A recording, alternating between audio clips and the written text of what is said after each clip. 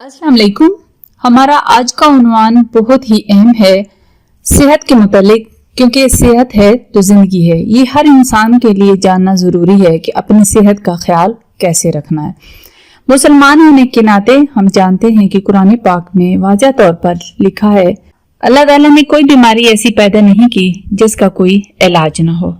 अब देखना यह है कि हम इसका इलाज कैसे करते हैं, और कुरान पाक में भी हर बीमारी का अगर इलाज है तो उसको हमने कैसे सर्च करना है, हमें कौन सा मर्ज है और उसका इलाज क्या है। तो आए देखते हैं आज कुछ कुरान पाक से कि हम अपने जो हमारे इमराज हैं या हमारे मसाइल्स हैं उनसे हमने कैसे निकलना है और कुरान पाक हमारी रहनुमाई कैसे फरमाता है। आज का इंसान साइंस और टेक्नोलॉजी की बुलंदियों पर है, मगर रूहानी और नफ्सियाती तौर पर टूटा हुआ, तन्हा, परेशान और गैर मुतमईन।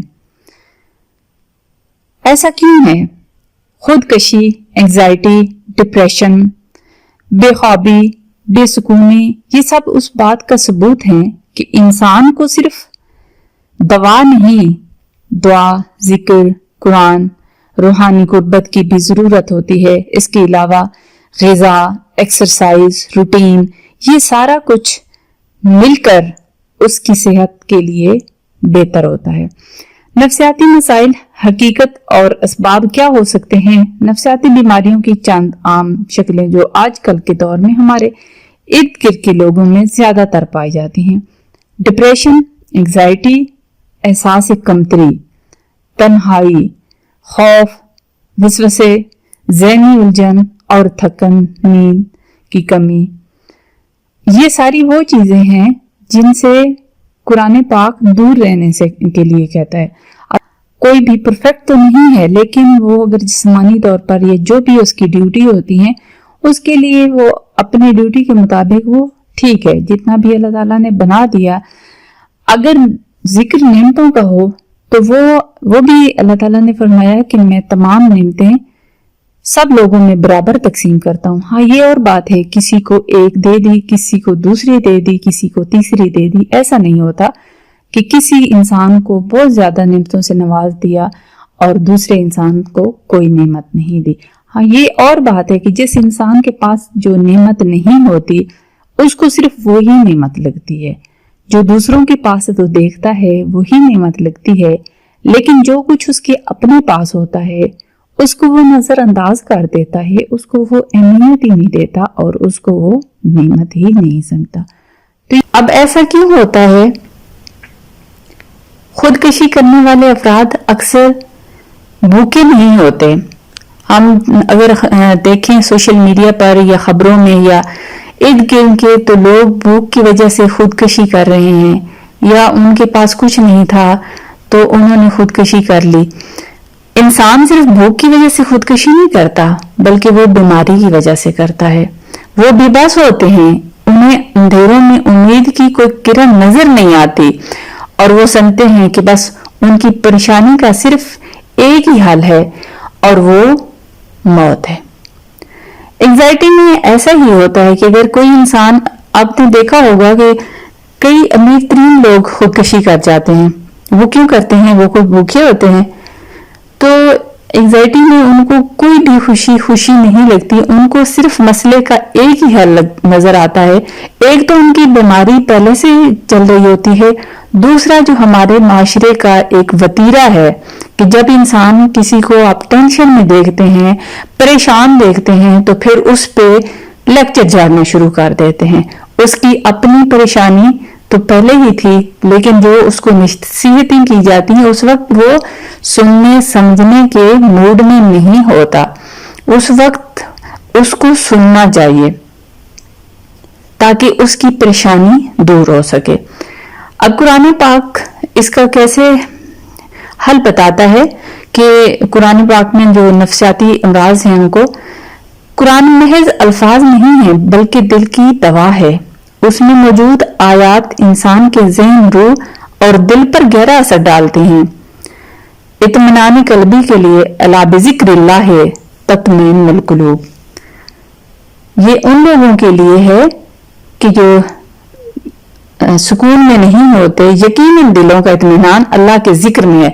اور یہ چیز جب عربی پڑھتے ہیں تو پھر اس کا مطلب بھی آنا چاہیے، اس کو پتا ہو تب ہی وہ یقین کرے گا کہ اس کا مطلب کیا ہے. اگر ہم ویسے ہی طوطے کی طرح رٹ لیں گے تو پھر وہ چیز اثر نہیں کرتی جتنا کہ ایک چیز کو آپ سمجھ کر پڑھتے ہیں کہ ہاں یقیناً دلوں کا اطمینان اللہ کے ذکر میں ہے. اگر اللہ تعالیٰ نے یہ کہہ دیا ہے تو یہی حقیقت ہے.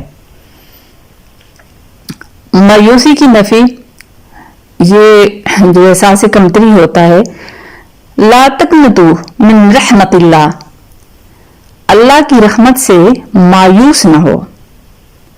پھر سکون اور تسلی کے لیے فَإِنَّ مَعَ الْعُسْرِ يُسْرًا، بے شک تنگی کے ساتھ آسانی بھی ہے.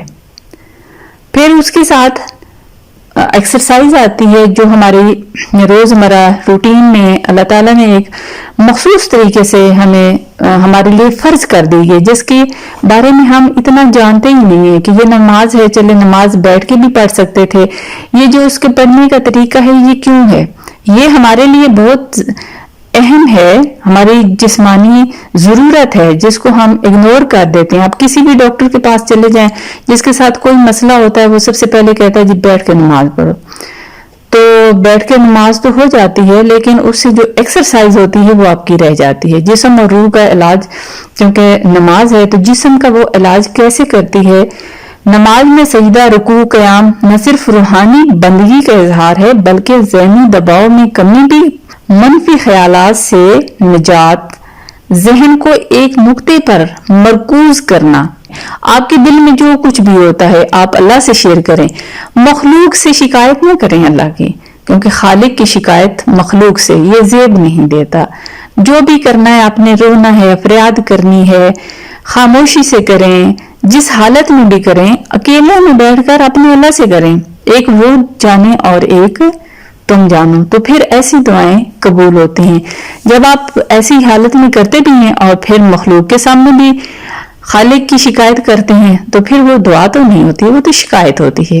یہ سب نفسیاتی سکون دینے کے لیے بہترین علاج ہے کہ آپ اکیلے میں بیٹھ کر اللہ تعالیٰ سے تمام اپنے جو مسائل ہیں وہ سارے اسی کو سنائیں، اسی سے ذکر کریں، کیونکہ تمام مسائل کا حل اسی کے پاس ہے. بے شک دنیاوی کام آپ کوشش کر سکتے ہیں، آپ محنت کر سکتے ہیں، دوسرے انسان آپ کے لیے مددگار ثابت ہو سکتے ہیں، لیکن حکم تو اوپر سے ہی آتا ہے، ہونا وہی ہوتا ہے.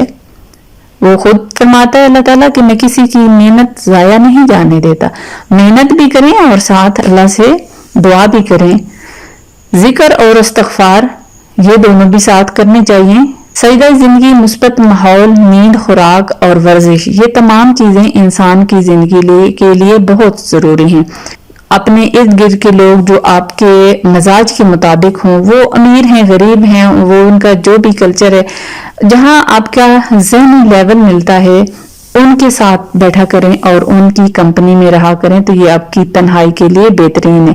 مثبت لہریں ذہن میں داخل ہوتی ہیں. روحانی محفلیں ایسی جہاں سچ بولا جائے، جہاں قرآن پاک، حدیث پاک کا حوالے کے ساتھ ذکر ہو، تو ایسی محفلوں میں بھی بیٹھا کریں. ریڈیو یا ٹی وی پر روحانی سکون سے متعلق مواد سنیں. اپنے اندر کا حال کسی با اعتماد شخص سے کہنا، اور اس با اعتماد شخص کا آپ کی فیملی کے ساتھ کوئی لنک نہیں ہونا چاہیے، آپ کی برادری کے ساتھ، کیونکہ وہ اس میں دین تو یہ نہیں کہتا، لیکن ہماری جو نفسیات ہے اس کا کلیہ یہی ہے کہ وہ ریٹرن آپ کی فیملی میں یا آپ کے گھر میں وہ بات نہیں آنی چاہیے. قرآن کہتا ہے وَلَا تَقْتُلُوا أَنفُسَكُمْ إِنَّ اللَّهَ كَانَ بِكُمْ رَحِيمًا، اپنے آپ کو قتل مت کرو، بے شک اللہ تم پر بہت مہربان ہے. آپ اکیلے نہیں ہیں، اللہ آپ کے ساتھ ہے. بس آپ قرآن تھام لیں، دل سے نماز پڑھیں، زبان سے دعا کریں اور یقین رکھیں کہ ظلمت ضرور ختم ہوگی اور ایک دن سویرا ہوگا، صبح ضرور ہوگی. تو اس کے ساتھ ہی آپ سے اجازت چاہوں گی اور اگلی ویڈیو میں آپ کی کسی اور مسئلے کا حل قرآنی حوالے سے دیا جائے گا. ہمارے ساتھ رہیے گا، اور جہاں کوئی سوال پوچھنا ہو تو وہ آپ کمنٹس میں پوچھ سکتے ہیں.